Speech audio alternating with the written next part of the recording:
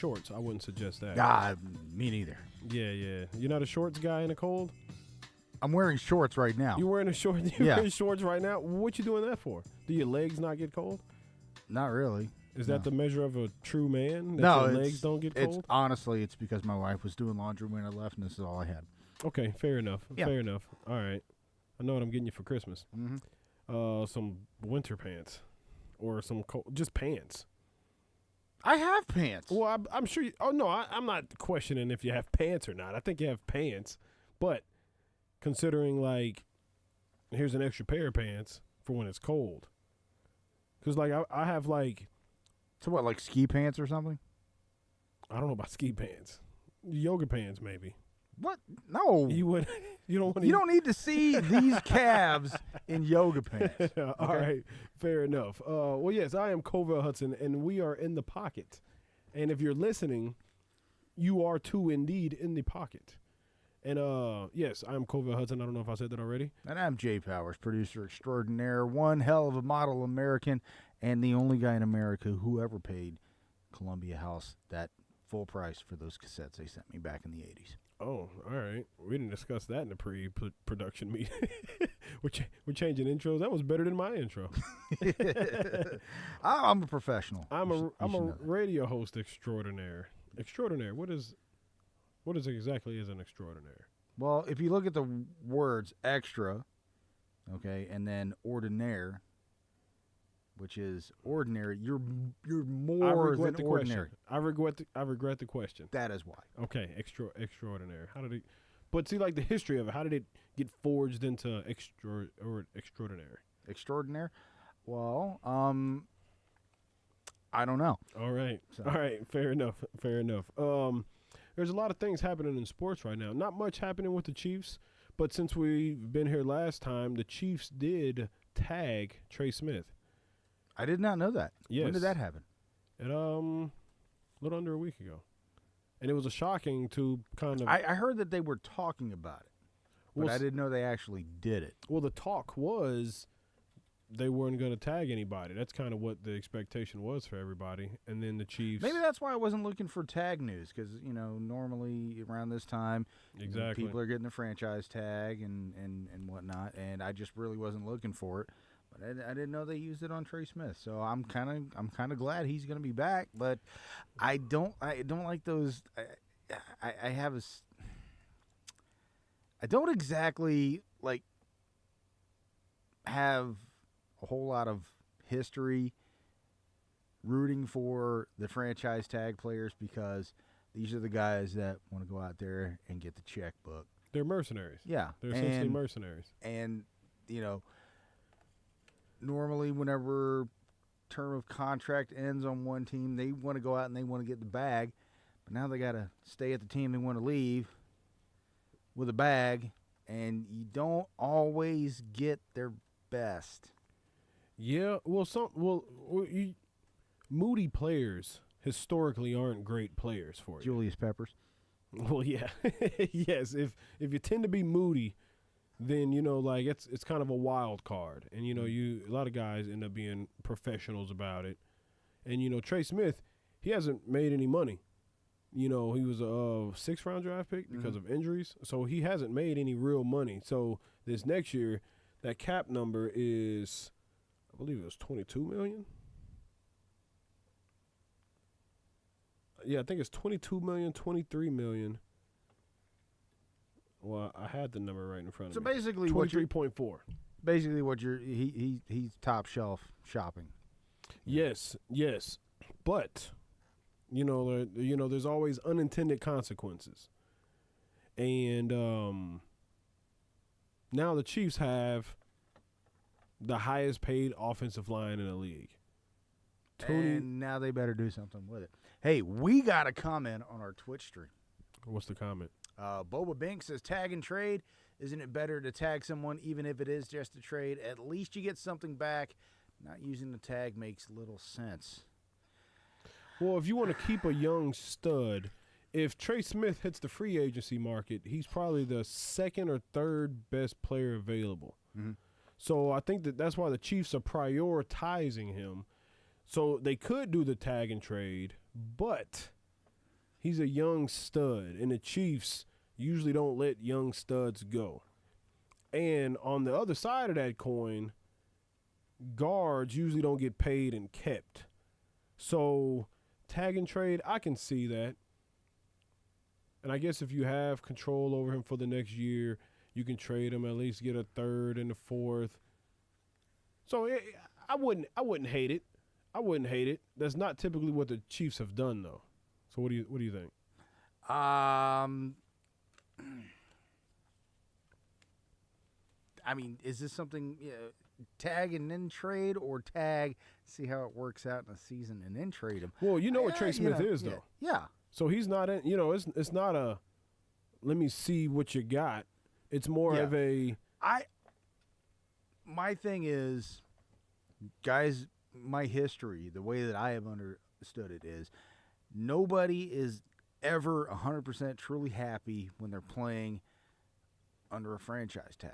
Yeah. So you would suggest trading him. I'm an attitude guy. Yeah. If you got Trey Smith saying, I want to stay in Kansas City, I want to help win more championships, let's take this time to work out a long-term deal. Yeah. You know he is going to go out there and run through brick walls and beat people with other people. It's gonna be okay. Yeah. But when you have these people that get tagged and then go, okay, you're not going to get don't put that person in your fantasy team. Well, but they're still professionals, and he's an offensive lineman, so it's different than a receiver, different than a quarterback. But what is the second biggest motivator for a professional athlete? Money. Yeah. Championships? Money. Well, and longevity, so that has something to do with it too. I'll give you that. Yeah. I'll give you that. But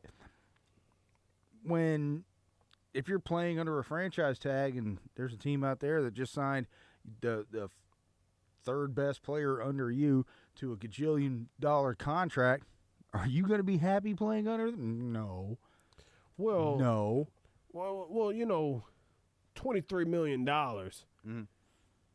Like I'd say that should be hard to have an attitude while you're cashing those checks. Yeah. Like I used to manage at Pizza Hut, and I didn't like my job day to day.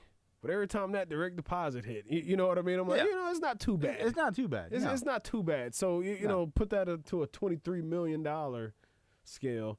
But, it'd be interesting if they do a sign and trade. That would be a different method, and that would make a little bit more sense. A few grumblings are that the Chiefs may potentially move on from Tooney, which would be tough because he came through for the team these last few games. Yeah, but it's a business. It is a business, but you got to remember, these are human beings, okay? If Tooney's out there giving it their all and the team just absolutely refuses to entertain the prospect of a long-term contract on that, it's not a business anymore. It's personal. Yeah. Okay? If you have somebody that has worked under you for 3 years and given you absolutely everything they had, and at the end of it you're just like, cool, Yeah. and and then I find later on the road you need help. Are you gonna go back to that person and be like, hey, I got that opportunity for you again? And are you if they're not accepting or willing to talk about that because of how you treated them in before, well, I think it's a way to say, I don't know about making you the highest paid offensive tackle in the league, but I'd still like you and respect you. I still want you to come. But still, to Christmas. If you're gonna, anytime you're in a position where your success depends on the people that are around you. Yeah. And you don't so much as, give them a handshake out the door. That's kind of like, I did all this for nothing. Yeah, okay? But be human about it. And if we can't work out something, Yeah. you shake hands, you depart as friends. Yeah. No, they can still depart as friends. Yeah. Hopefully he don't find out he's getting cut on Twitter or something or on X Yeah. or And Elon World. mhm. But yeah, it'd be interesting to see what they do. The Eagles made their running back Saquon Barkley the highest paid running back in the league. So now, so he's getting paid $20 million. He got a $40 million deal. Yeah, 2-year, $41 million deal. Yeah, and now you're paying an older running back $20 million years. I think they're going to get the Christian McCaffrey treatment, where he was great for a season, great for a couple seasons, and then he went back to being the injury-prone guy that he was. Because Saquon, and we can blame New York. We can blame the Giants as a franchise as to why. Now here's the opposite end of that axe. All these big mega deals, or contract extensions, stuff like that. Now you put pressure on the player to exceed that. Okay, we saw what you did in the past, and that's why we're giving you this big check. Well, if I'm going to get this big check for this, if I do more, I get a bigger check. What you mean? He's going to go out there and hats off to Barkley. Yeah. Awesome year last year.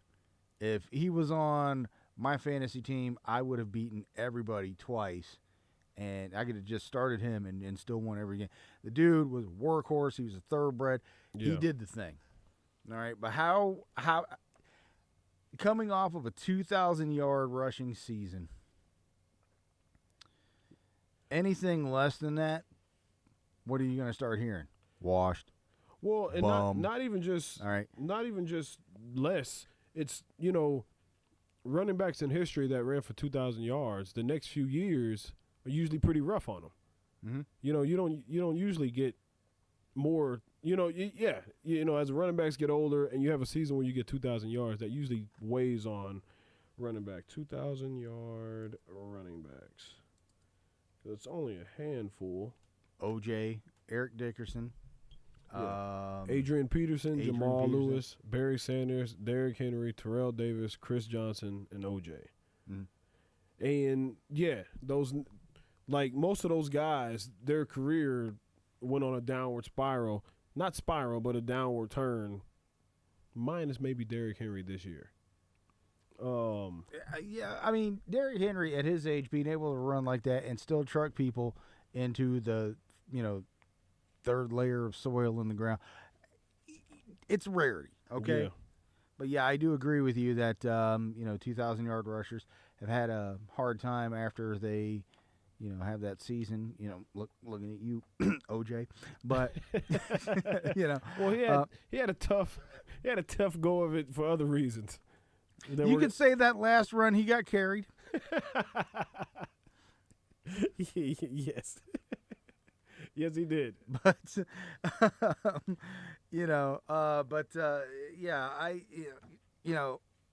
given somebody who has a great season like that, anything less than that, I mean, he could have 1,998 rushing yards. Well, but that would still be an accomplishment. Yeah, though. But he could have 1,999 rushing yards on the last game of the season, and not hit that.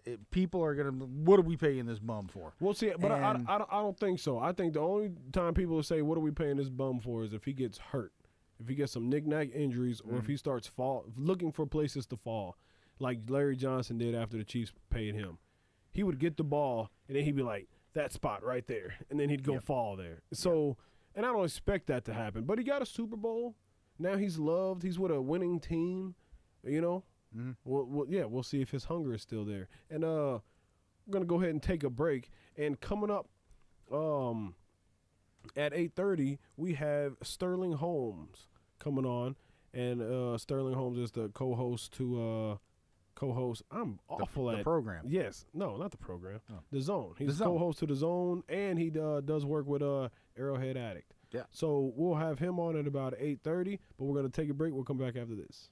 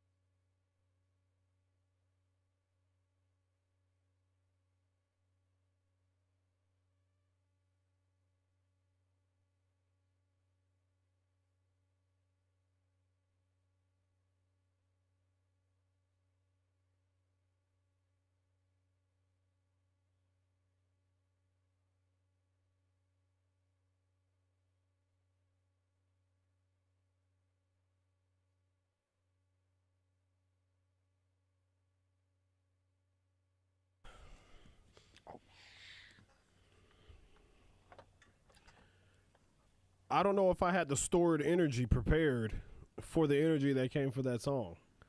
Like, like I almost came on It's in my rock star voice. It's Anthrax and Public Enemy. Oh, I've never heard that song. Never heard it. And I call myself a music historian. Yeah, you do. But you are listening to In the Pocket with Covell Hudson on Sports Radio 810 WHB, and I have Jay Powers on the boards over there. Mm. Is there a better way to say that? No, Okay. I'm pushing buttons. Okay, he's pushing buttons back there. All right, Kyrie Irving got hurt today. Not today, yesterday. Yesterday, and it came out today that he torn his ACL. I heard about this story. I do not follow basketball. Yeah. But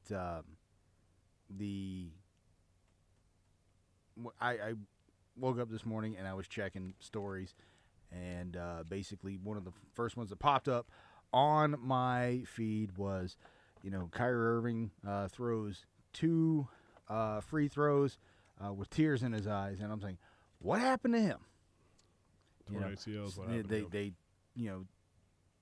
tore up his knee, and then of course today, yes, verified torn ACL. Man, that hits hard to me because I too have torn an ACL. Of course, I was doing warfighter exercises, not playing basketball, but still, I feel for anybody that tears their ACL, unless your name is Tom Brady. well, yeah. So like, the past 30 days for the Mavericks have been, franchise altering. So last year they made it to the finals. It was improbable. They had Luka Doncic and Kyrie Irving, and it seemed like this was working. But the Mavs 30 days ago decided to trade their franchise player, Luka Doncic, to the Lakers. Of all franchises, to the Lakers. I wanted him to go to the Hornets, man. No, he didn't want to go to the Hornets. Everybody would have got fired if that would have happened. Yeah. But this is the last 30 days for the Mavericks. Now, I have not heard this list, and as somebody who does not follow basketball but is interested in this story, this is going to be news to me. Okay. All right. So in the past 30 days, the Mavs have traded Luka Doncic for Anthony Davis. So the Mavs said he's unprofessional. He be out of shape. He drinks too much. He parties too much. He's not serious. He bickers with the refs. They basically came at him in any way. They basically said we were justified in getting rid of him because we didn't want him to be a part of our team. They said that so many times in so many words, leaking things. So they traded a 25-year-old player in his prime that is unarguably the top 3 player in the league that carried his team to the finals last year. They traded him for an oft-injured Anthony Davis, an often scrutinized, not living up to his full potential Anthony Davis. So Anthony Davis was on the floor for 31 minutes before he got hurt. When he got traded from the Lakers, he was hurt. And the Mavericks said, this guy here, he'll help us win now. This is a win now move. We're not worried about the next 10 years. We're worried about the next 2 or 3 years, and we're going to win with this guy. He played 31 minutes, and he got hurt. I got more time in the bathroom. Yes. Yeah. They lost their starting center, Daniel Gafford, to a knee injury, and he's out for 6 weeks. Derek Lively, he is already out. So the big hubbub of him coming there, Anthony Davis won't have to play the 5 because we have all these great bigs. But now 2 of those bigs that was going to keep him from playing the 4 and keep him from getting beat up, they're gone. And now the talk with Anthony Davis is he may just sit out the rest of the season since Kyrie Irving's hurt now. And yes, and now they lost Kyrie Irving due to a torn ACL. And the Mavericks put it out that you couldn't wear a Luka Doncic jersey to the game. So they're saying we have to turn the chapter. So I cannot think of a general manager. I can't think of an ownership group. Well, ownership groups that can't get fired. But I can't think of a general manager that can survive this type of turmoil, this type of turnaround in less than a year. They were in the finals. Hearing all of that, I have one question. What's that? When did David Tepper take over a basketball team? Yeah. It seems David Tepperish. Yeah. And the Mavs GM, what's his name? I forgot his name. He's a former Nico Harrison. He was a Nike rep for a long time, so I guess he's supposed to have all these relationships. But this has to be the worst trade almost in sports history. I don't know about Deshaun Watson. That's still a tough one there. Yeah, and it's hard to massage the words to explain how rough that one is. But yeah, man, it's I forgot what show it was. It was a cartoon. I don't remember what it was, but she used to that's social suicide. And if we can say, equate it to basketball, that is basketball life suicide, if that makes sense. I have no idea what you're talking about. Well, there's an age gap here. I used to watch cartoons, and like like if you fall in the cafeteria, that's social suicide. Does that make sense? Yeah.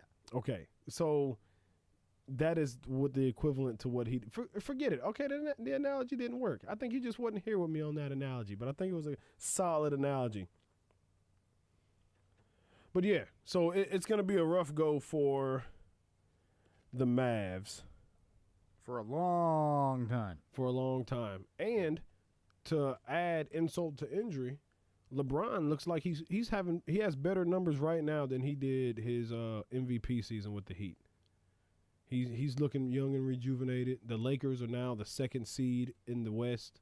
So it's just and the Mavs are the 10th seed, and they're now going to have to crawl and scrape to keep that 10th seed. So all I heard out of that entire thing that you just said was LeBron James needed another superstar to look good. Oh my Lord. I said it. Jay, we have one more minute in this segment, and that is not enough time to tell you why that is foolishness. The best player, the face of the league. What? He's 40 years old. What other player is 40 years old that is playing meaningful minutes, that is playing winning ball, that is still one of the best players in the league? Like, who doesn't need another player on their team? Your exact words were, LeBron James is playing better right now than he did in his MVP season. He was playing with bums. When was his MVP season? When was his last one? LeBron can win MVP every year. But does he? He should. He does not. Michael Jordan could have won it every year he was in the league, but he didn't because they have to spread it around. Like, when was the last time LeBron won MVP? What year was that? 2000 and See, why is this turning into a LeBron bashing? You brought it up. But I brought it up. He has 4. Man, it's not telling me the last one. This is 2013. Wow, 12 years ago. 12 years ago. Jay, we don't have time for me to explain to you why you're wrong here. Yeah, we'll just scream at each other. So you're in the generation of Michael Jordan's the best player ever. Nothing can change your mind. When you look at the competition that Jordan No. Yes, Jordan is the best. Wrong. Okay? You're wrong. Like, Michael Jordan had 8 great seasons. 8. LeBron has had 20 great seasons, and he's still going. we gotta go to break. We will discuss this at a later time. Yeah, we will. In the parking lot. Yes. With fists like animals. Yes. That is this. Oh man, yes. When we be back, I believe we have Sterling Holmes will be on the line, and we're gonna go ahead and take a break after Jay's foolishness.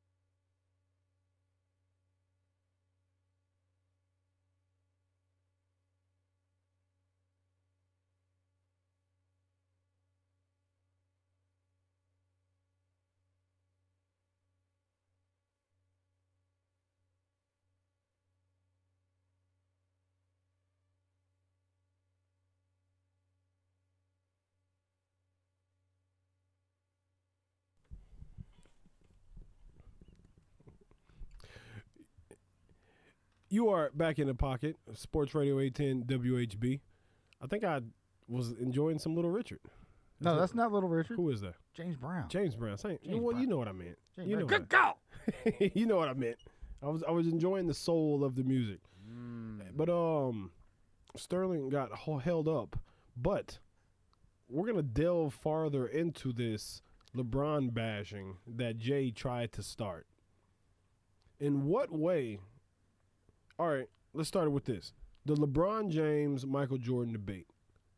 I never planned on really doing this, but Jay, so if you were to create a basketball player, like create the ultimate basketball player, what body frame would you choose? Larry Bird's.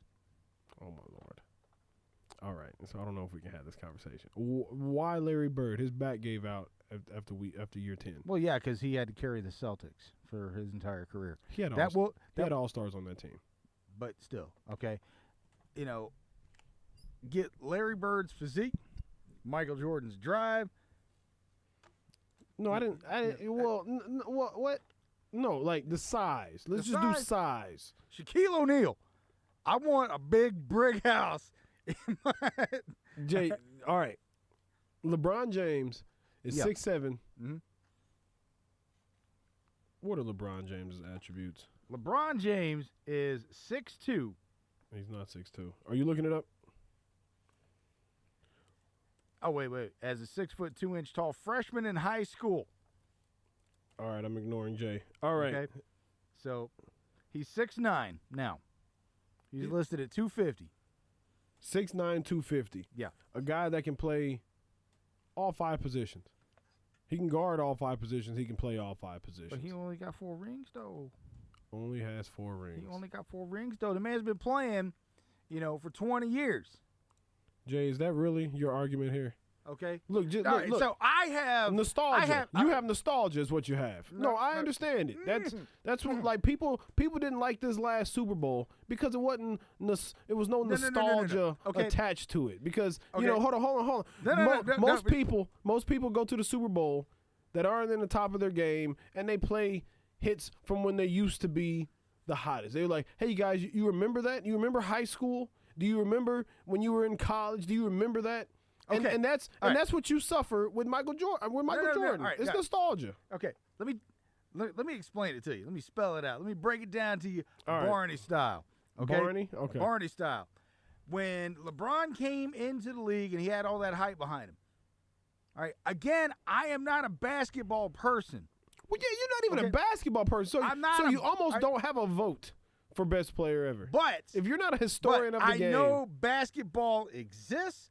I know all of the greats. Michael Jordan is at the top. So coming in and seeing this young, flashy kid out of Ohio, of all places, the cursed has he earth, not lived up to it? The cursed earth that is Ohio bore this great basketball player. Mm-hmm. Okay, and he came in and dominated from the beginning. Turned the Cavaliers from to okay, they might have something. All right, this kid is going to take, he's going to do something with him. So, I've been a long-standing person with a statement of Ohio deserves nothing great. Ohio deserves nothing great. So it's turned into LeBron bashing, and now it's Ohio bashing. Is that what we're doing now, Jay?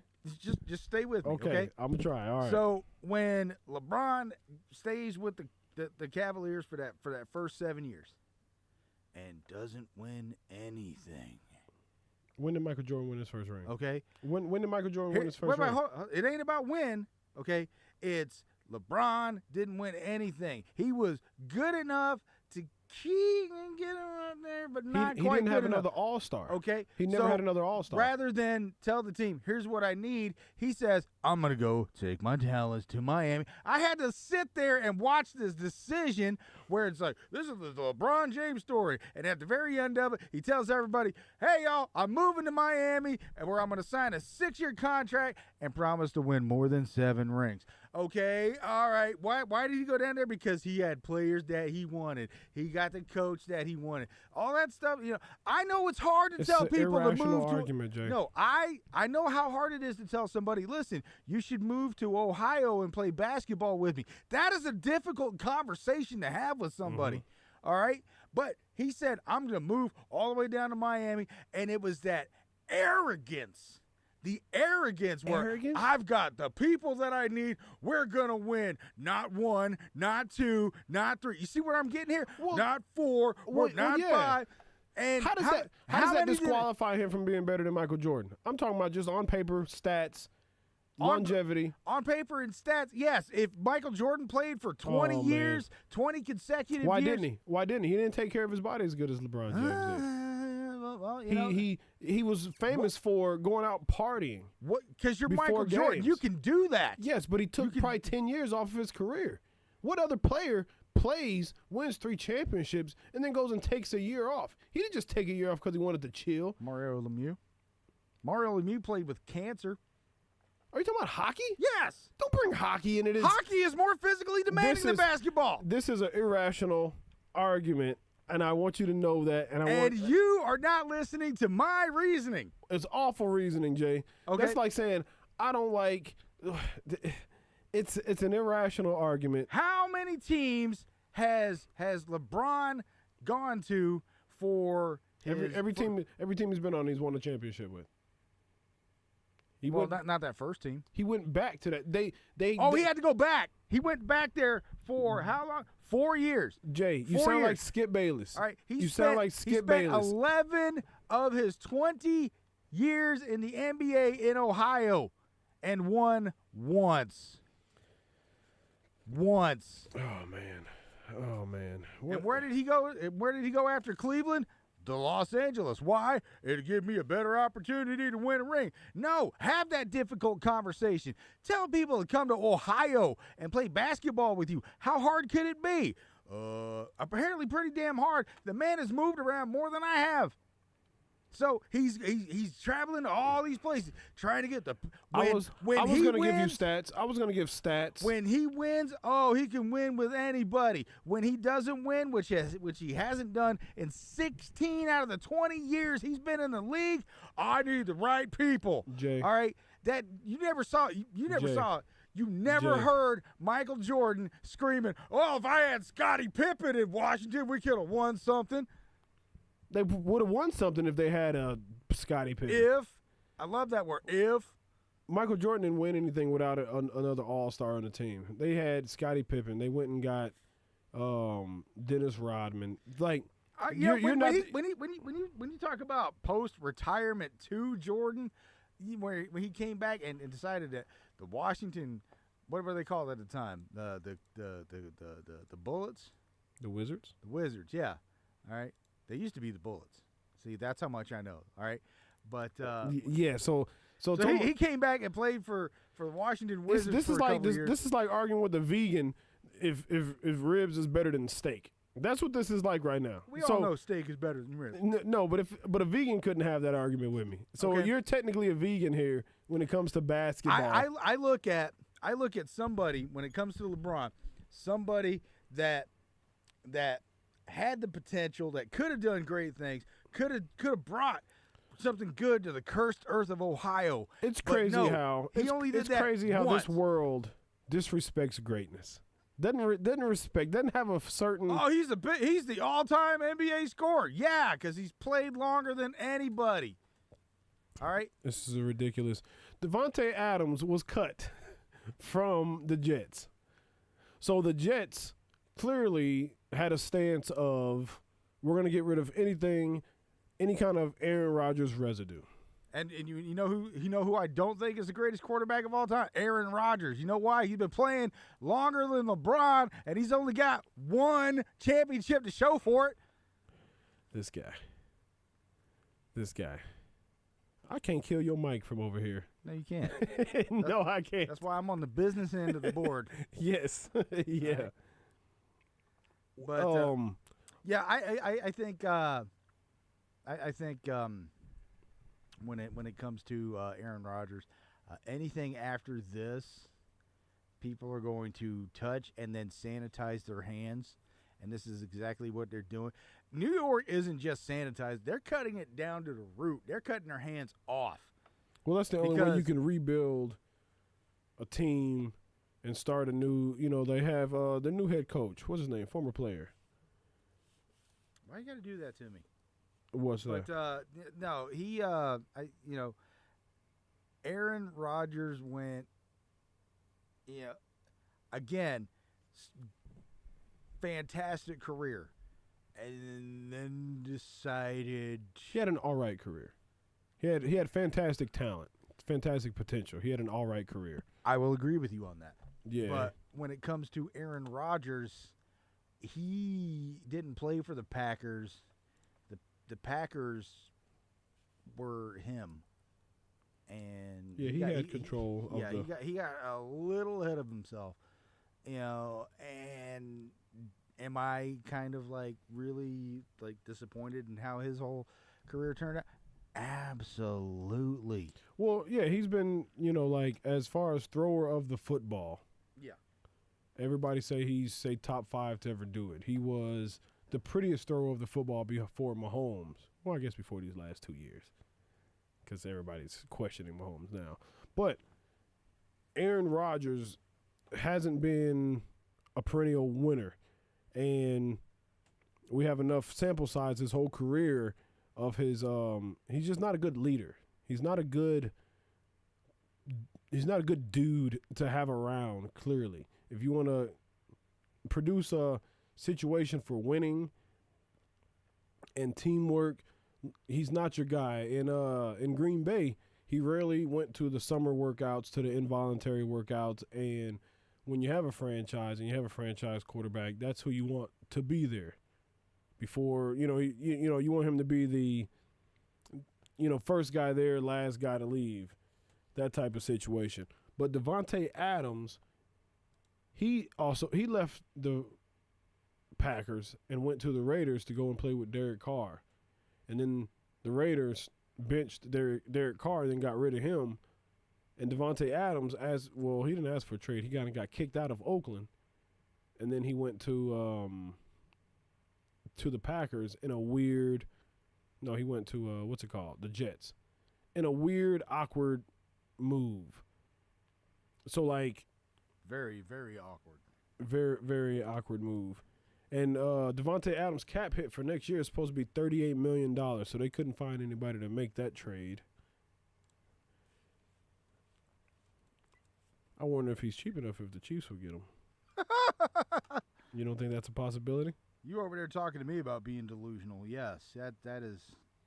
Devontae Adams isn't gonna lose a $38 million a year contract to play for the Chiefs for $10-12 million. That's not gonna happen. It might not be his choice though.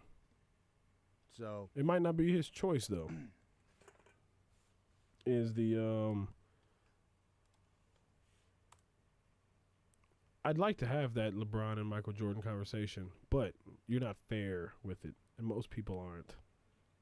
Have you been Googling this whole time? No. I am trying to see. Look at these free My main agents. thing is this, okay? Yes, Michael Jordan did party a lot. He did gamble a lot, but he brought success with him, okay? He brought success. Oh, yeah, he needed the Bulls. Okay. Yeah, the Bulls won 6 out of the 8 because he played basketball. He played baseball for a year and then missed half of the next season. But then he came back. He went 3 out and then came back and did 3 and out again. So that's 6 in a span of 8 years. Now, if you take out the 2 years that he can't win if he's not there. The man literally won 6 championships in a row. All right, but how does he have more championships in 8 years than LeBron's got in 20? Oh. Okay. Well, once again, And that's a crazy argument. again, That's a crazy argument. We can't do it. We can't do again. it. But listen, yes, it was. Michael Jordan played basketball in the '80s and the '90s when things got a little crazy. I mean, they had Larry Johnson dressing up like your grandmama on Converse commercials and stuff. So it was a crazy time to play basketball in the '80s and the '90s. But now you got LeBron James been doing this for 20 years. He had potential. He had talent. And he literally. There's no player that's over exceeded expectations, and he had. Oh, he's high. He's underachieved. Jay, see that? So we can't have this conversation. That is a crazy to think. Leader in points. He's always been asked to distribute for his team, create for his team, defend for his team, rebound for his team. All 20 years. In all 20 years, how many losing seasons has LeBron had? You know, like 16. Anytime you do not win the championship, you have a losing season. Oh, it's crazy. It's crazy. That's not what the show is supposed to be about. It's not supposed to be about nostalgia. So I'm sure you remember those Nike commercials and him, doing the Nike sign. You remember all that? So yeah. that's fair. No, you're never gonna. If LeBron won 10 championships, you would still say Michael Jordan's the best because it was the time when you were impressionable. And he impressed impressed upon your mind that he's the best no matter what. I lost respect for LeBron whenever he pulled his little decision stunt and then cried every time. The man, he is the biggest flopper in the NBA. All right, so you wouldn't lose respect for Michael Jordan for not knowing his kids, for not raising his kids, for not. Did they put raising his kids on the scoreboard? I mean, it's the whole thing. It's the whole thing. Do they keep track of how much money that he's paid? He's given to Ohio. Do they put that on the scoreboard too? No. When you're on the basketball court, only one thing matters is how many points you can score and how many rings you bring home. And if you've been doing it for 20 years, but see, you're not even going to get the reason why I don't even consider him any of the greats. I am an attitude person, and LeBron James has a very, very crappy attitude. Jay, how many times have you seen him just get brushed by and he flies halfway across? He's spoiled. He's entitled. Jay, I am talking about meat with the vegan here. Mm-hmm. So that is not. Where am I wrong? No. Where am I wrong? You wrong all of it. All of it's wrong. All of it's wrong. How? Why? All of it's why? wrong. Why? All of it's wrong. Well, because you're not a basketball fan. Oh, and okay. you're just thinking about how you feel. You're thinking about how you feel. That is not how you determine who the best player is. So longevity means nothing. So longevity means nothing if you don't win. Okay, he's played for 20 years. He scored 41,837 points that he scored in 20 years. Ooh, okay. Kareem Abdul-Jabbar scored 38,387 points in 1,560 games, which is, of course, less than how many LeBron has played right now. But Kareem Abdul-Jabbar, let's throw some stats on that. All right, we're not talking about Kareem. We're not talking about Kareem. Kareem is a better player than LeBron. Jay, that's crazy. That is not crazy. Me and you will never talk basketball on this show again because that's ridiculous. 6-time NBA champion. Oh my goodness gracious. Okay? Plus, he was an airplane. That right there makes you a better player than LeBron. What was LeBron in? The Space Jam 2? Oh, yeah. Let's remember that masterpiece. This feels like a show that Skip Bayless would subscribe to. It's my turn! No, it's crazy. It's my turn! Yeah. It's your turn to make those bad takes. Kobe Bryant is a better basketball player than LeBron. I'm not having this conversation with you no more, Jay. All right, because it is a crazy one. It is a crazy one. It is a crazy one. Just disrespect greatness. Because he didn't win every year. Where do we even go from here? The Chiefs. Andy Reid said they're hesitant to give Isaiah Pacheco a deal. Do you think they should give him a deal, or do you think they should not? They should not go overboard. overboard.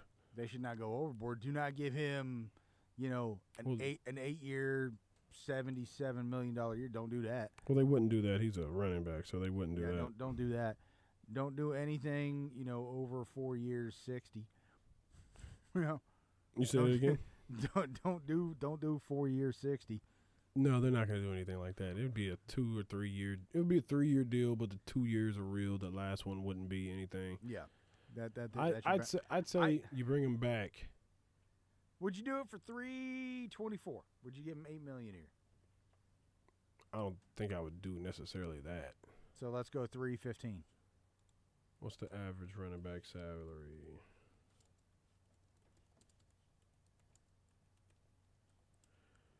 Average running back salary is still loading. $10 million a season. Would I give him? I wouldn't want to give him 8, maybe 5 or 6. The Chiefs usually don't spend that much. Let's do 3 years, 5.5. Yeah, but I'm just hoping he recovers from that broken leg because the rest of the season. A lot of that has to do with, they need to retool and retune that offensive line. If he doesn't have any holes to run in, he's not going to have those long runs that he was known for early in his years. Man's been playing 3 years.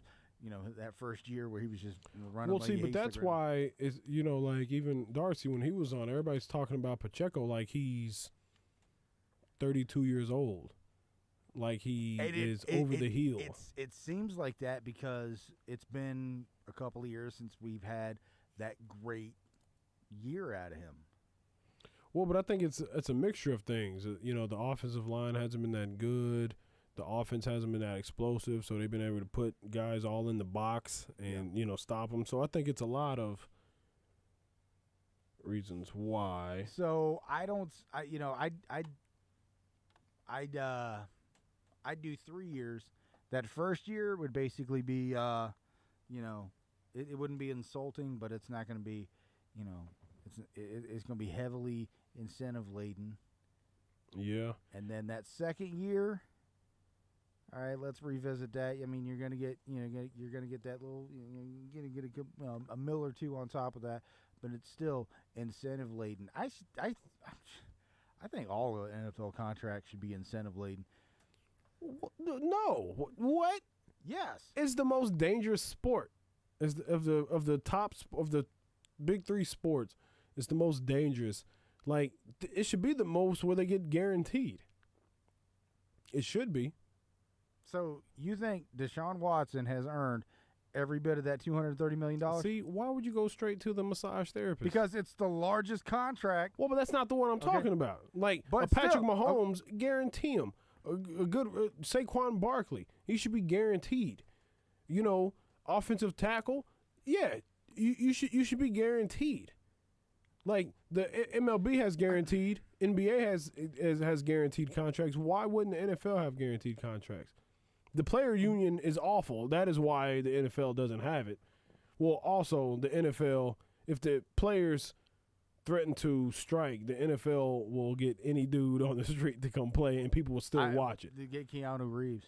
Keanu Reeves. Washington, whatever they were. And who was in that? Gene Hackman. Gene Hackman, yes. Yeah, they can't get him to coach. He dead. Okay, yes. that is a fact. Yeah. It's been yes. So, yeah, I mean, I think players make maximum this amount of money, like base salary basically kind of thing. Gross. And then incentivize it because I'm not paying somebody $230 million a year my feet hurt, my legs hurt, my back hurt. Jay, okay, I can't do that. I can't do that. These are professionals. These are professionals. We're going to have to go take a break. I haven't agreed with Jay on one thing this show. In this whole hour, I haven't agreed with one thing. But when we come back, we're going to discuss the biggest rivalries in sports. Yeah. In sports. And I've got one. I've got the doozy for you. There is no bigger rivalry than this, or there was no bigger rivalry than this back in the day. What are you going to talk about? A team from the Globetrotters versus the. We'll be back after this.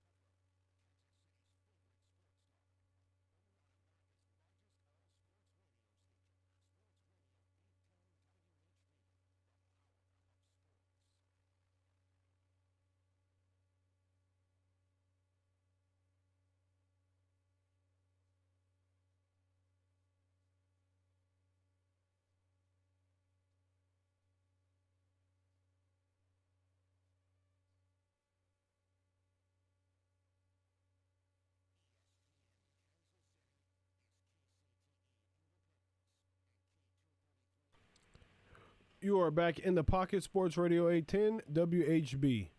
And I don't know whose actual song that is, but I think of Eddie Murphy. Because that is the Beverly Hills Cop theme That's song. the Beverly Hills. Okay, yeah. Okay. I thought so. But yes, we are back starting this 9 o'clock hour, and we are going to talk about some of the biggest rivalries.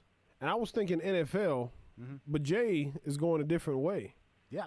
So now, I will let you go first, and then I will. Are you sure you want to do that? Because I've got a doozy.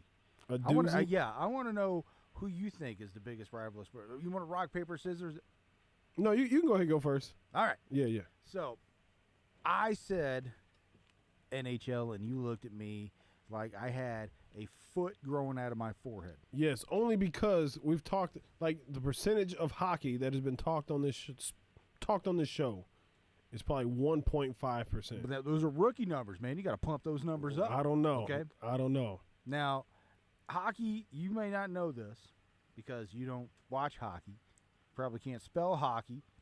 It's not. Oh no. It's not IE. It's EI or EY. I can't even spell it. So I wouldn't even know why they would spell it. Okay, go ahead. Okay. So, as somebody who was born in the late '80s, in the 1900s, Are you you're familiar with the game of hockey? Well, yeah. Right. You play it on ice. Yeah, you play it on ice. Well, in 1997, I mean, earlier in this show, you heard me talk about my extreme dislike for the state of Ohio. Mm-hmm. Now, if if when it comes to Ohio, if I find out you're from Ohio, I'm probably going to lock you in your house and light it on fire. That's how much I just dislike Ohioans. In 1997, the Colorado Avalanche and the Detroit Red Wings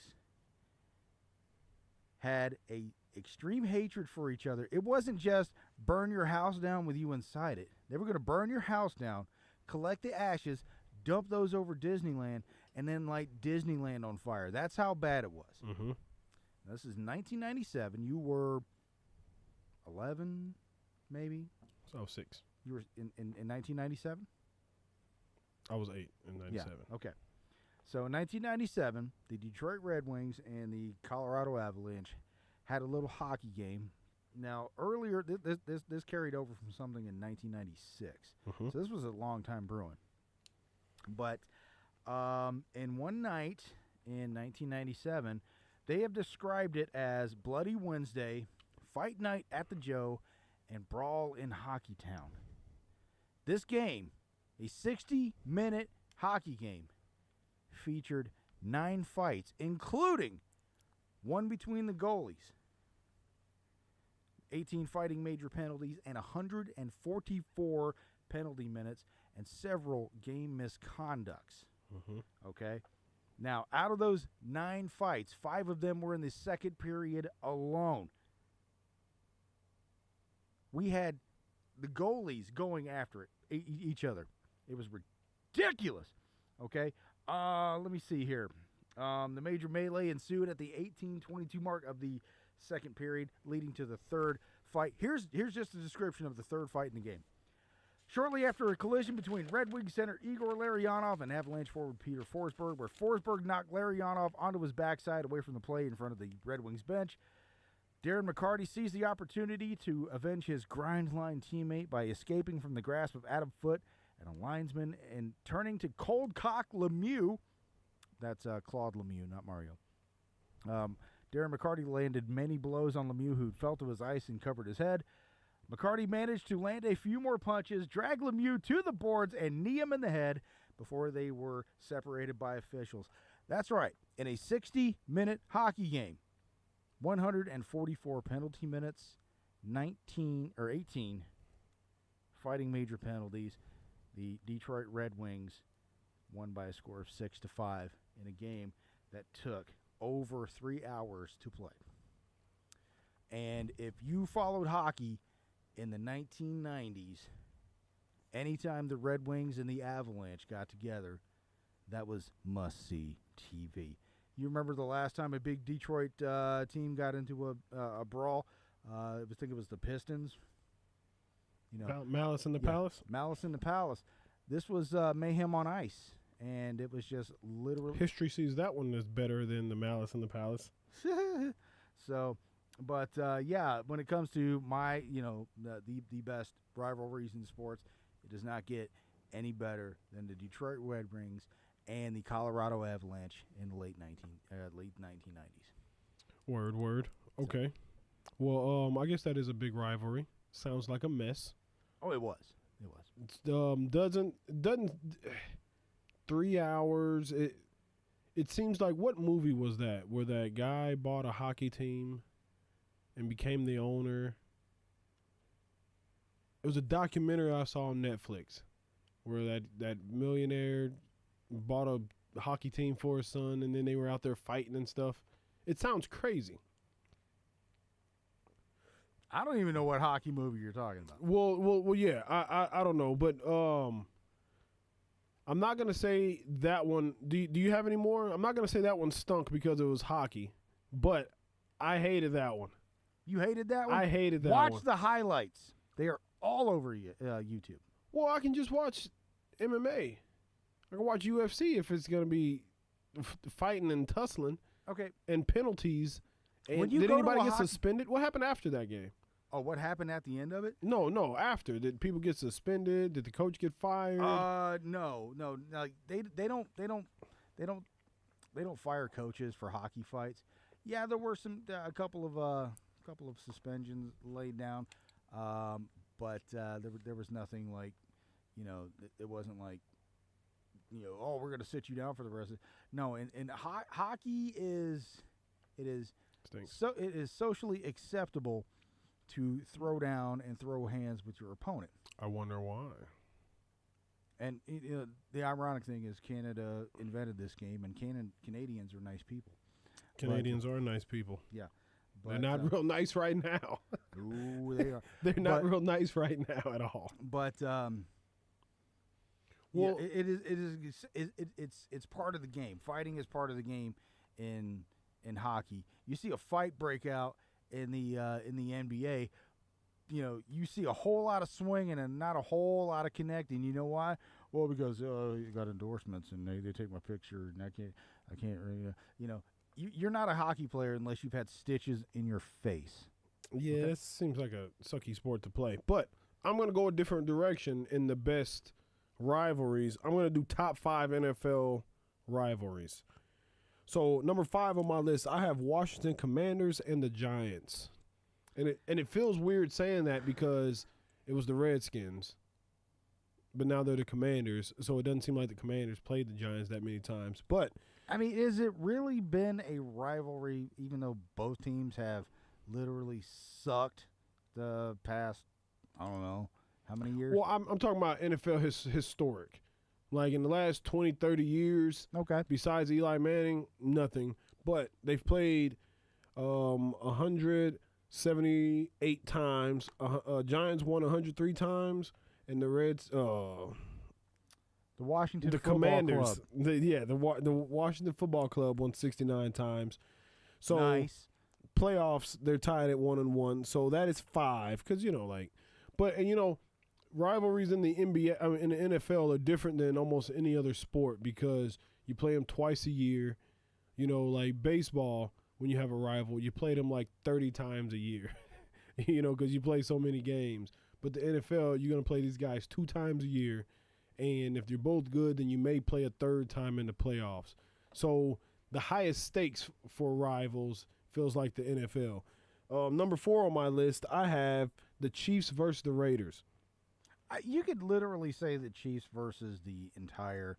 But that's just right now, Yeah. though. That's just right now, though. No, the Chiefs versus their entire division. All of that is it for the last 8 years. It has been them. Trying to beat Kansas City, and Kansas City has beaten them at home, on the road, wherever. And that's just narrowing it down to the Raiders. Well, I'm talking about over time. They've played. Yeah, the overall series, the Chiefs have won 67 out of 53, and like that many games, Is that much really a hate. rivalry, though? What you mean? I mean, if Yeah, it's a rivalry. 60. Yeah, you played over 100 times. 67 wins for the Chiefs, 53 for the Raiders. Oh, I thought you said 68 to 15. I was like, I know they No, beat them. 67-53 and Okay. 2 ties. I'd give that. Yeah, playoff series. The Chiefs are 2-1, and the longest winning streak was 9 from 2003 to 2007. And the Broncos, it would be the Broncos, but they're later brought into this rivalry to the AFC West. Okay. Number 3, I have Ravens versus Steelers. And that was real close to number 2. That was real close to number 2 because Ravens Steelers football for the last 30 years has been a brand. It's going to be a tough, hard-nosed game. And I'd actually like to switch this one to 2, but I'm not. But I will say this: Ray Lewis, Ben Roethlisberger, that was a good game. It was a good game no matter what. yeah, and their overall series record: Steelers 28 and the Ravens 24.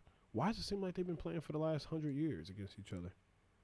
Maybe because I think the Browns. Number 2, I have Dallas Cowboys versus the Eagles. They've played Cowboy with over the overall series lead 69-53, and Cowboys in the playoffs are 3-1. It seems like ancient history. Cowboys gets the better of this, but yeah, now is the Eagles' time. Tell me more about the great Troy Aikman. Troy Aikman, that feels like 50 years ago. Number 1, I have here Packers versus the Bears. It's they're both cold cities. They both tend to hate each other, and this is one that's been they've been playing against each other since literally the beginning of the NFL. Yes. The Packers have won 99 games. The Bears have won 95 and 6 ties. In playoffs, they only seen each other twice, and they're tied 1-1. So that seems like the biggest one that I can see in the NFL. What do you think? You don't like my list? Yeah, it's different than what I was. Than you was expecting? Yeah. But then again, mine was different. Well, you brought hockey, so yeah, you know. Yeah. I mean, if you want to go like, just football in general, I'll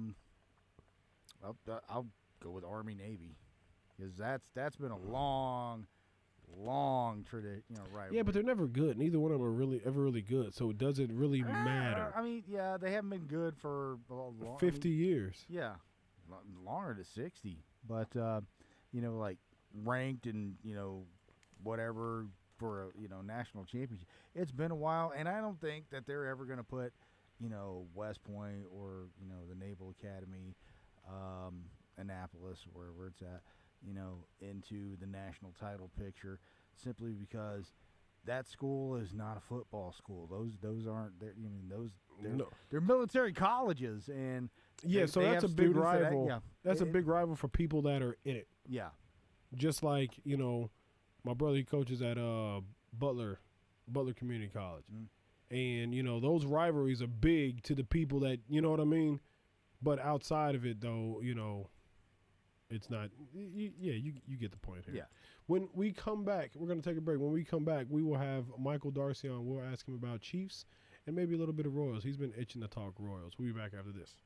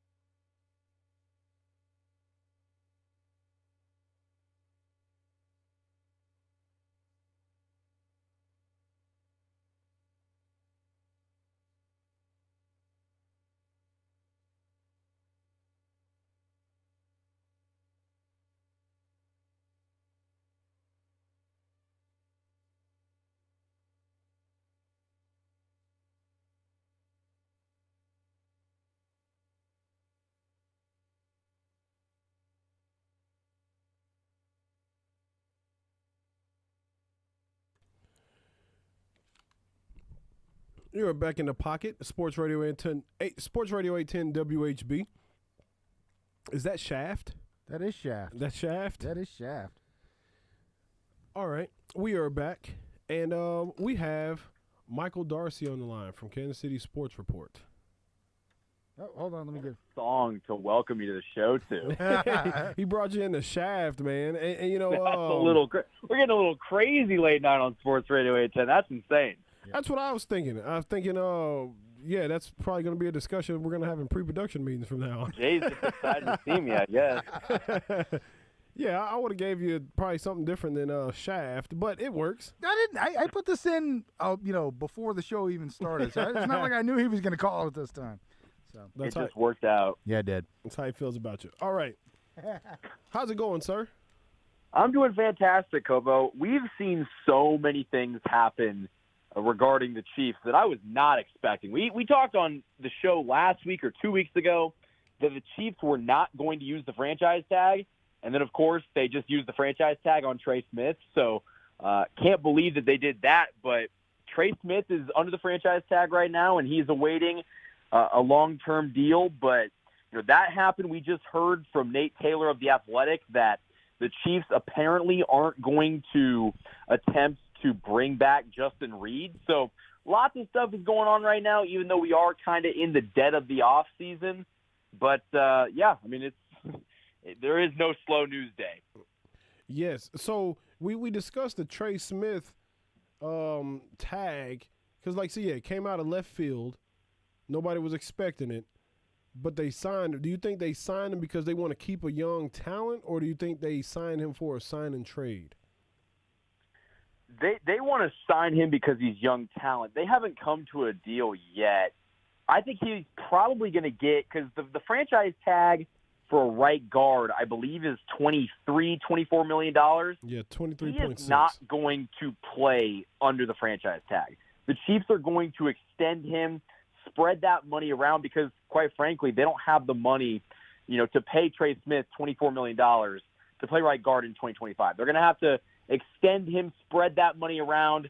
And I actually think that if they can't come to a long-term deal, that's when you're going to start to see maybe the trade offers come in because they just simply cannot pay a right guard, $25 million a season. It just can't happen. But I think the Chiefs are optimistic that he's going to sign long-term. We're looking at a 4 or 5 year contract. I know that Nate Taylor was talking about a 5-year deal. I've seen stuff, saying that he's projected to get a 4-year deal. He's still going to get $20 to $22 million a season. And so we're looking at an $80 to $100 million contract for Trey Smith. And I think that they're only able to do that because the salary cap is going up. But, Covell, we talked about it on the show a couple weeks ago. That is an insane price to pay a right guard. Well, but we're paying a right tackle, left tackle money. Tooney has a pretty big contract.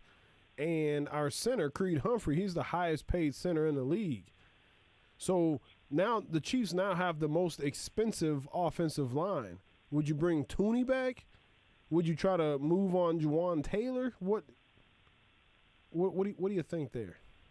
Well, I think they're stuck with Juwan Taylor, at least for this year. They're going to move off of him next year, but right now, you wouldn't gain anything by cutting him, and the Chiefs don't have – I don't want to say they don't have a right tackle option, but with the amount of money that they're paying Juwan Taylor to play football in 2025, they can't move off of him. He's just too expensive. So we're going to see Juwan Taylor in 2025, and I actually think that Joe Tooney isn't too expensive. I would actually extend him and spread some of that money around because the Chiefs still want to have Joe Tooney on this team for at least a couple more seasons. But if you spread it out, extend him, that actually frees up some cap space this offseason. And again, if you're assuming the salary cap is going to continue to go up, paying, a right guard like Trey Smith $100 million, it might not be foolish, 5 years down the line. Because I remember when the Chiefs, went out after that Super Bowl loss to the Bucs and they signed Joe Tooney, a lot of people, including myself, were like, dang, this is a lot of money for a left guard. And I don't think that anybody is complaining about how expensive Joe Tooney is. So I think the Chiefs have shown that they are, very ahead of the game. they set the market, and so they would set the market with Trey Smith's contract, but they would set the market knowing that they have the piece of their offensive line intact for the next 4 to 5 seasons. Yeah, but my only concern with that is that leaves you in the same situation you was in with the left tackle.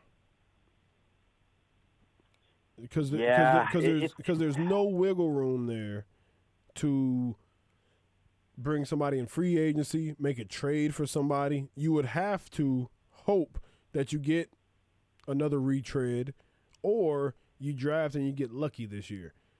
So that's why it's odd to me. We talked about it a couple of weeks ago, like being optimistic and positive.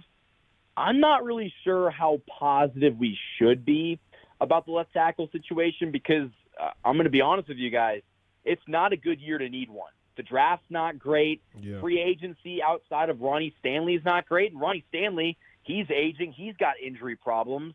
The Chiefs are in about the worst position to need a left tackle in an offseason where there really aren't that many guys available. And so, to your point, the Chiefs have spent so much money around the offensive line, yet they still have, the biggest hole on the line. They still don't have the most important guy, arguably, that you need. But, Covell, I don't think that they're going to find that guy in the draft. I think that we might have to live in a world where DJ Humphries gets another year, where DJ Humphries gets to, come in through training camp and fight for a spot to be the starter. They might bring him back. They might just draft a tackle and see if they can develop him. But finding the cornerstone, finding the franchise left tackle might not be a solution this offseason. They might have to wait until next year. And I actually will say this. We got a report yesterday kind of talking about Donovan Smith, and a lot of Chiefs fans, including myself, were like, why did the Chiefs not just bring him back? Apparently he had a hip injury, which he suffered in May of 2024, so right after that Super Bowl, and he was not able to play. And so apparently now he's, good to go, and he could get signed to a team. The Chiefs might kick the tires on Donovan Smith and bring him back. Well, I remember all training camp, I was saying I wanted Donovan Smith in camp with Kingsley, with Wanye Morris, but the Chiefs don't listen to me, of course. So yeah, like even with the hip injury, it's like the whole year when he was here, it looked like he played with the hip injury. He moves like he has a hip injury, you know. So yeah, that was a misstep. And even, and I'm on record saying I think they kind of gave up and moved on from Kingsley too soon. But you said last week, I believe you said Kingsley may be moved to right guard because they're going to lose Trey Smith. So what do you think? You said DJ, but do you think Kingsley at left tackle? If the Chiefs go into training camp with the mindset that Kingsley is going to be their left tackle again, the Chiefs are going to lose a lot of football games. Because you saw what happened last year just in 2 weeks. They were like, this isn't good enough. We had to pull the plug that early. And you could maybe make an argument that they did pull him too soon. I'm ready to say, you know what, Kingsley, I don't think you could be a left tackle at this level, at least not on this team. The Chiefs are not in a position, that they were a decade and a half ago where you could draft Eric Fisher number 1 overall. And since we were, a bad football team back then, you can let him develop on the left side, whatever. You're trying to block for Patrick Mahomes. You're trying to go win a Super Bowl. You cannot afford Kingsley to get those practice reps live in game and risk the health of 15. So I think that Kingsley, his career is not done. I think he's a better interior piece. He's shown, flashes at being a good right guard, maybe, being a swing tackle, maybe even right tackle if they move on from Jawaan Taylor next year or, if an injury happens. But I think that if the Chiefs go into this season with the mindset that Kingsley is going to be the left tackle, the fan base should be furious because it literally did not work. It was not a smart plan last year, and they did it, and we had the same problem all year long. So what does he need to work on, say, in OTAs and minicamp to maybe get your attention a little bit better? Kingsley was one of those dudes that, at least early on, you could tell he had the athleticism. Like, that's why the Chiefs drafted him so high, even though he didn't have a ton of left tackle experience at BYU. They drafted him purely based on the upside and just the, intangibles and the measurables. And it just kind of didn't work out very early on. I think that he needs to get to his spot quicker because you saw, Trey Hendrickson, and Trey Hendrickson's a great pass rusher, but he just abused Kingsley in that, second game of the season. And he didn't look great against Baltimore. So I think that you kind of saw him not get to his spot quickly enough. He kind of got finessed by some more experienced edge rushers, which, again, if the Chiefs were in a situation where they're not trying to go out and win a Super Bowl and they didn't have to protect the face of the NFL, you could let him go through those growing pains, but you can't do that in their situation. It's very unique. And I think that Kingsley's just one of those dudes that he didn't show it in college that he was a great left tackle. He's got measurables, but I don't think that just assumes that he's going to be a good left tackle in the future. See, well, I'm of the belief that, you have 17 games. I think it is a lost art of letting a guy develop. So like, yeah, some of the quarterbacks from 10, 15 years ago, if they were in today's time, they wouldn't have made it. Brett Favre wouldn't have made it. Troy Aikman wouldn't have made it. Not Troy Aikman. But you know what I'm saying? It's if you're not good immediately, then they move on from you. And I think even in the time when you're trying to win Super Bowls, I think it's still important to, at a position, take a step back so you can try to eventually get forward, if that makes sense. Can I share a little secret with you, gentlemen? Yes. After Patrick Mahomes' first mini camp, his very, very first one, they had him out there doing drills, and I think it was his first practice. Guy threw 7 interceptions. Mm-hmm. I said, this guy better get good in a hurry because if he keeps that up, they're not going to win anything. And I'm happy to say that I was wrong. He did get better, get a lot better, did a lot better. But, yeah, I was not impressed with Mahomes' first mini-camp practice. I want to say that I got the same feelings when it comes to our tackle situation. But, again, you know, like you said, was it too early to pull him? No, I believe so. But, yes, in college, he wasn't a stud left tackle like Michael said. But, yeah, you got to develop. Just because you're trying to win doesn't mean we shouldn't be trying to develop guys, especially at the most important position. Because if they were worried about that, they should have just kept Orlando Brown. Well, hindsight's 2020. They should have done that. I think if they could go back and change their decision, they would have extended Orlando Brown Jr. Knowing what they know now and knowing what not having a good offensive line did to this team in their quest of three-peating, I think that they would have probably brought him back because, while Orlando Brown Jr. is not the best, he's better than Joe Tooney playing left tackle. Yeah, Orlando Brown is a lot of meat in that position. He can. Yeah, but Chiefs didn't like him clearly. And let me ask you this: I know you hate Pacheco. How do you feel about Andy Reid and them saying they're not sure about giving him a contract? I'm so glad that you asked me this. I'm so glad. I want to just say this over the airwaves. If Isaiah Pacheco is listening, I do not hate you. I thought that Isaiah Pacheco was a very solid running back, but I think that you saw this year that a player like Pacheco, that light's always going to burn incredibly bright, but then when that light goes out, it's over. And he is someone that if you lose the explosiveness, the burst, which I want to give him some slack because he was coming back from a broken leg, in the second half of the season. But you got to wonder, is the injury concern going to be there for the rest of his career? And I think that I made this point today on the channel that the Chiefs are in a position where they need a running back going into one of the best running back draft classes in the last 10 years. And you're going to have your pick of the litter of some of the best running backs in college, and you might be able to get one in the 4th or 5th round. And you could get younger, cheaper, more explosive.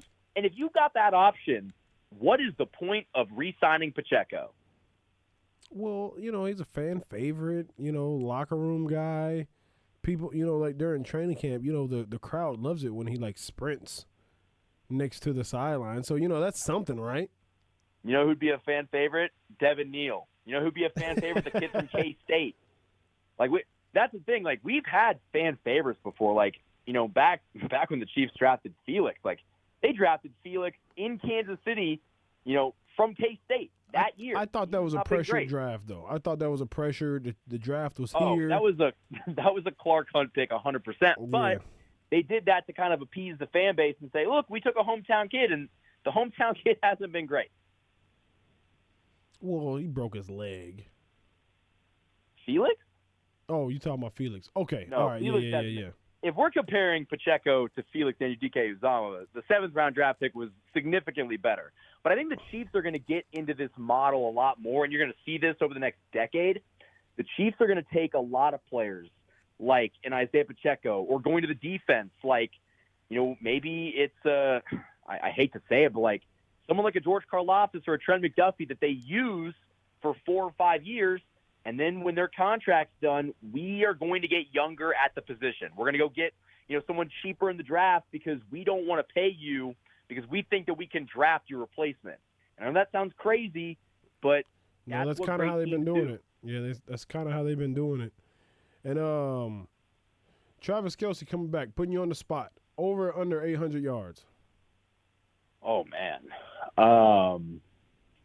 Honestly, I could see Travis Kelce going kind of crazy. Knowing that it is his last year, I feel like, not that he was holding anything back last year, but knowing that it's your last, like knowing that this time going out on the field could very well be your final game, depending on if you get injured or not, I think that kind of changes the perspective. I'll go over. I'm not going to say he's going to crack like 1,100, though. He might get to 1,000, though, given that it's his final season. Yeah, I think he balls out. He balls out, and I give him at least 1,003 yards, 5 touches. 1,003? So you're expecting one of the best seasons for a 33-year-old tight end. I think he balls out. I think he still has enough to ball out the entire season. All right. So how do you feel about Devontae Adams getting cut today? I think he is. I don't want to say he's a bum because he's very talented, but I think he kind of got what he deserves. And I think that the Jets foolishly thought that pairing Rodgers and Adams was going to work out. And guess what? Neither of them are on the team anymore. And the Jets right now are the hospital in the dark night that explodes, and they have to find a way to like build it back now because Aaron Rodgers is the Joker that pushes the bomb. Like that's how bad that organization is right now. And listen, you've probably heard a lot of people rumoring Devontae Adams to the Chiefs. I don't think that's going to happen. This is crazy to me. He might still want to play with Aaron Rodgers. He might still want to play with him. He might try to go out west to play in California. Listen, he can do whatever he wants, but I don't think that Chiefs fans should be, hitting the panic button if they don't get him. No, yeah, I agree. And you're a Royals guy, aren't you? I am a Royals guy. Not as much as Jack Johnson, but I do know my fair share. When Jay was telling me behind the scenes, though, he goes, "Do you got anything prepared for the Royals?" I'm like, "Oh shoot!" So I don't got a ton for the Royals, but you heard him light up, though. Yes, he did. Yeah, he did. You heard that. So. Well, so what are your expectations this year? Is it going to be a better year than last year? Oh man, it's so difficult. I would love to get Jack's perspective on this. I feel like the Royals were very fortunate last year that things panned out the way that they did. They had 2 pitchers that were, Cy Young candidates with, the top of their rotation, and they got really good, starting pitching. The issue that I see this year is their lineup. I don't think their lineup's that good. I know they did trade for Jonathan India, but outside of that, the middle of their order is going to be an issue. And I don't know if they're going to be able to win as many games as they did last year because baseball's just so hard to predict. You could go 90, you can win 90 games one year and then turn around and win 65 or 70. It's just the margin for error is so thin, and you never know what could happen. I mean, injuries. The Royals had so many guys stay healthy last year. That was a big reason why they kind of snuck into the playoffs. But I'd like to say that they're going to win 90 games and win the division, but I have no idea. I mean, I know that's not really what anyone wants to hear, but I feel like if I was a betting man, I'd say they're probably going to be around what they were at last year, but, maybe they score a couple more runs in the process just because they've got, better leadoff hitter and they're going to drive more runs in. But, man, I don't know. I'm hoping for the best because they've got the talent at the beginning of their lineup and the pitching staff that they could win this division. But if you guys remember, it took a lot last year just to sneak into the playoffs. And you don't want to bank on that again. Yeah, and I said a few times the MVP to last season isn't one that everybody thinks it is. I think it was the downtown stadium that the Royals are trying to get built. You're talking about the stadium that's going to be in Kansas? Yeah, well, they talking about downtown or Kansas. Yeah, because it could be going out to the Legends. Legends, they're trying to take everything out to the Legends. Kansas is just pushing hard for the Chiefs and Royals. Who knows if they get it? Yeah, it seems like a negotiation tactic that owners usually do. I don't think they're going to move. Hey, if I'm still working for the Chiefs by the time they move, if they do move to the Legend, I'm all right with that because then I get home under an hour. Well, there you go. Well, you hear that, Chiefs.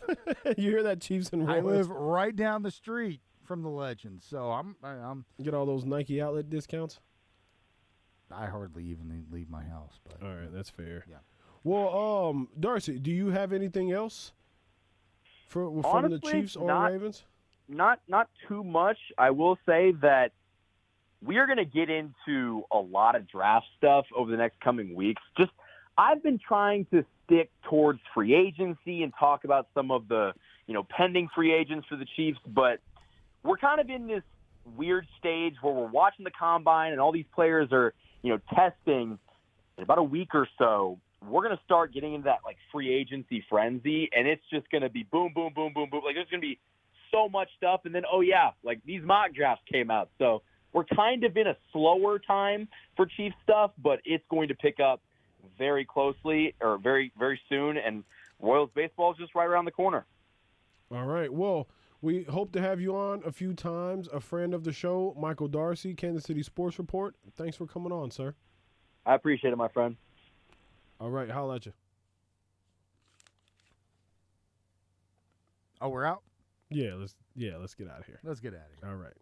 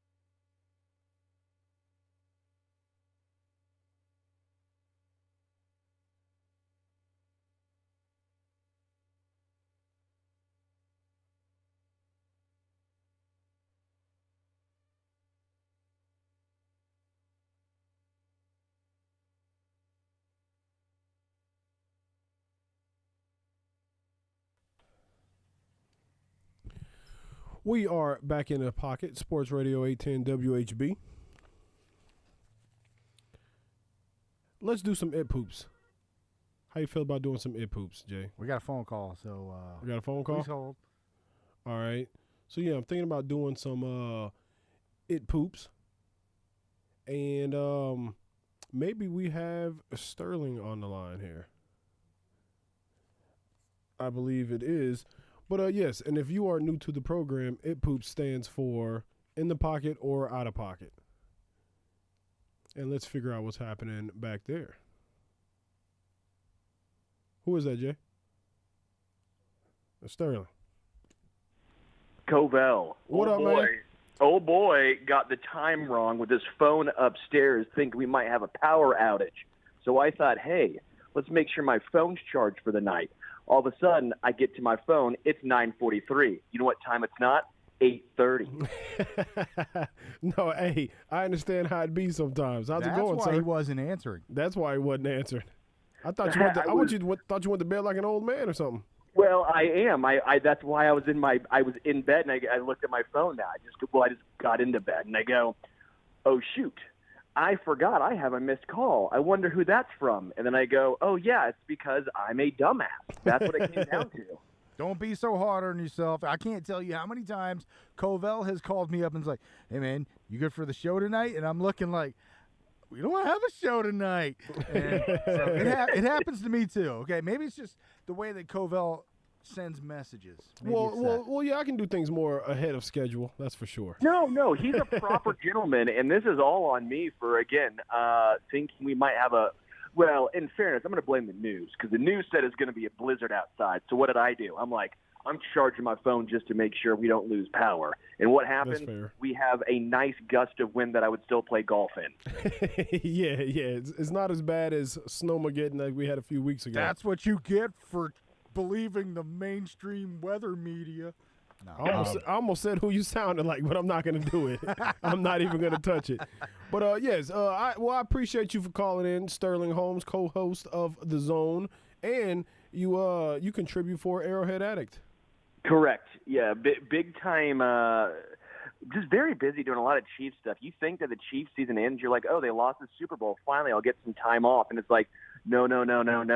Now we're going to talk to you about people who are not even in the NFL. We're talking combine. We're talking shorts and shirts, baby. That's what we're talking about right now.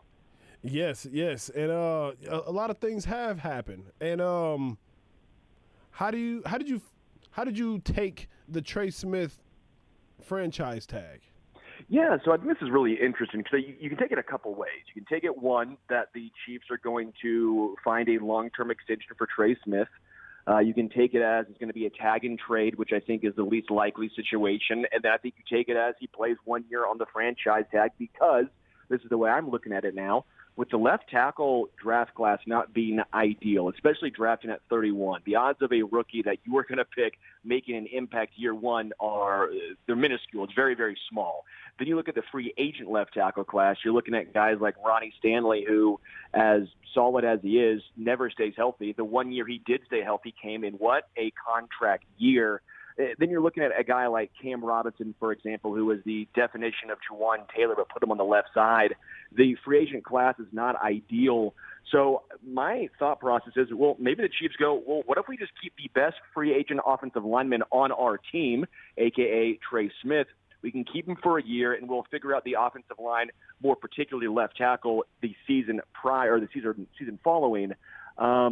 That's the way I look at it, because that way you only have to have one spot that's going to be a interesting situation this year, left tackle, instead of two spots that might have a weakness. So I think there's actually a good situation and good possibility that Trey Smith actually does play this year on the franchise tag.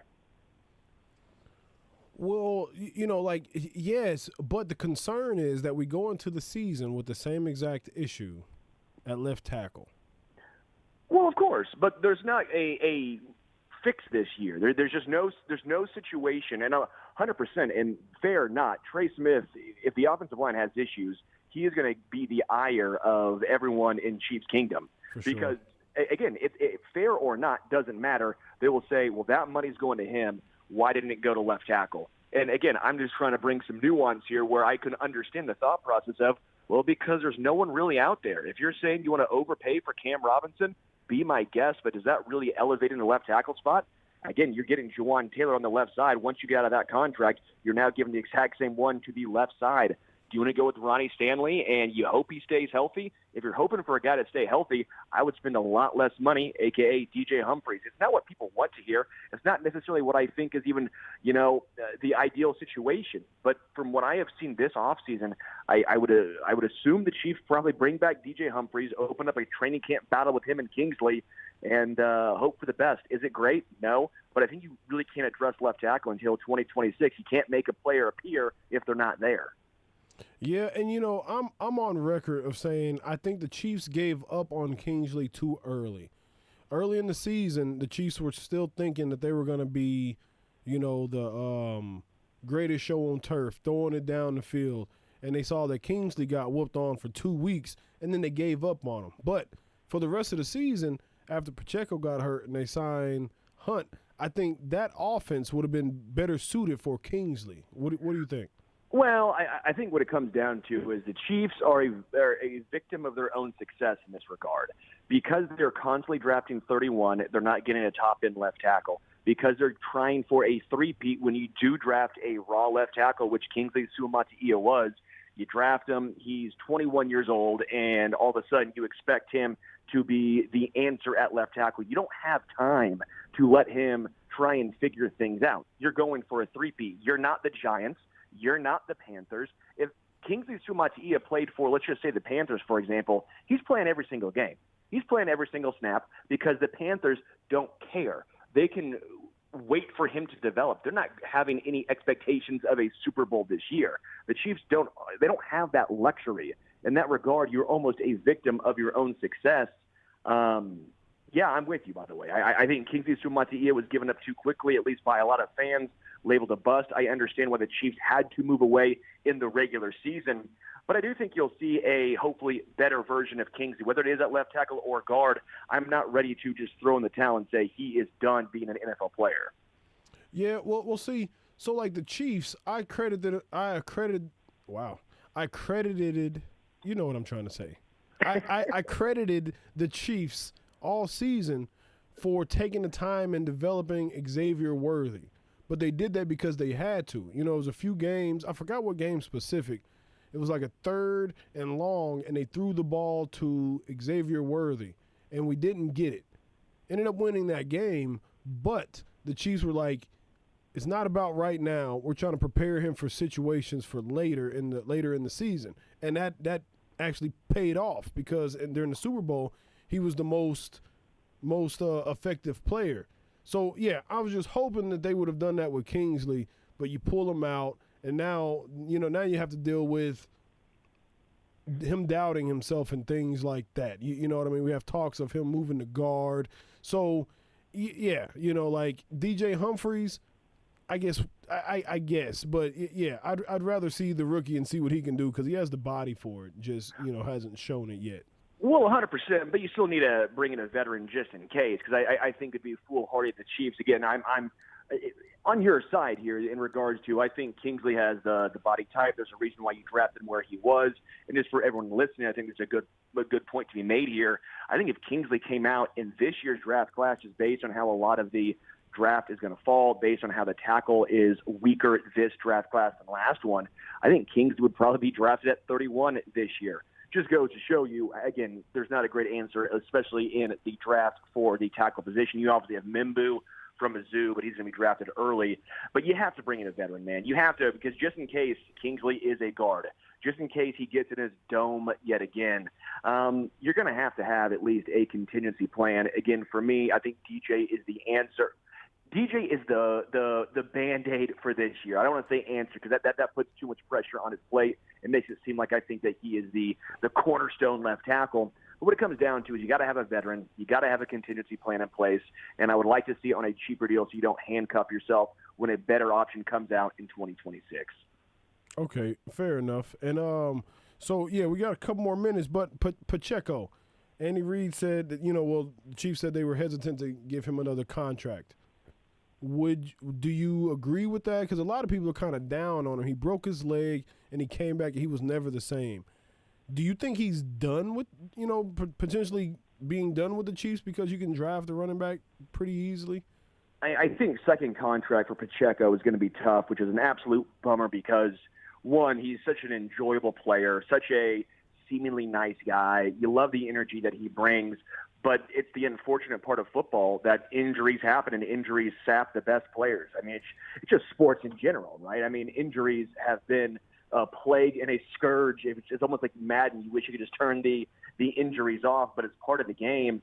And he has not looked the same since the plethora of injuries he has sustained. I mean, I think people forget Clyde Edwards-Helaire actually looked pretty decent until he had his share of injuries as well. Yeah. Isaiah Pacheco is a guy whose athleticism carried him through.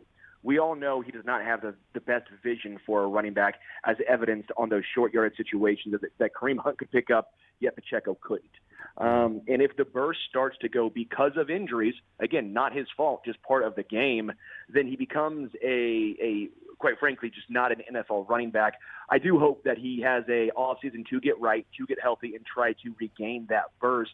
But I understand the Chiefs saying, hey, we're not going to do anything until we see that you have regained your form, because there's still a part of you that goes, hey, is he ever going to? And let's not forget, he was drafted as an older guy. I know that he was he seventh round or undrafted? Seventh round. It doesn't matter. Point remains, seventh rounder. Point remains, he was an older guy coming out of college. He already is going to have more mileage on him because of the time he spent in college. That second contract in KC is going to be tough for him to get, in my opinion. Okay, fair enough. Last one, and then we got to get out of here. Over under 800 yards for Travis Kelce this year. Over. I'm ripping the over. I know people are probably going to call me crazy. I know it's old man Kelce. I get all that stuff, but I've made this comparison before in different sports.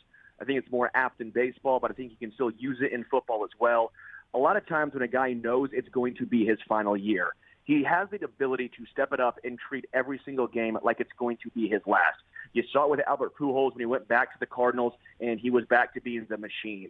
You saw it with Derek Jeter his final year. You saw it with David Ortiz. When David Ortiz said he was done and he was going on his final year, he hit like 40 bombs. Everyone's like, this looks like he's prime David Ortiz, because he knew it was his last time around. You can get that little extra energy, a little extra step, right? And I think Travis will be able to do that this final time. Because last year, I don't think he thought it was going to be his last year. He planned on coming back, and then the Super Bowl happened, and he felt exhausted. He's been playing 20-plus games, 19-plus games year after year after year. It takes a toll on your body. I think Travis Kelce understanding and knowing it's going to be his last year, again, that's the at least assumption right now, I think you'll see a more rejuvenated and more effective Travis. I wouldn't say he's going for 1,100, but I'm for sure taking over 800. Okay, bet. Sterling Holmes, co-host of The Zone and a contributor for Arrowhead Addict. I appreciate you for coming on, sir. Hey, Covell, appreciate it, man. Always love having you on, or you having me on. Always appreciate it, and I am also apologizing for how bad I am with clocks, apparently. No bad, no problem. You was on CP time. It's cool. it's no problem. Yeah, I'd like to have you on there again, sir. Hey, dude, I owe you at least 2 for making you wait an hour. No problem at all. That is the show wrapping up. I am Covell Hudson. This is Sports Radio 810, WHB, and this is In the Pocket with Covell Hudson. I have Jay Powers, and follow me, Vel Hudson on Twitter, Covell Hudson Comedy on YouTube. We'll be back next week to break down a whole bunch of stuff. We're out of here.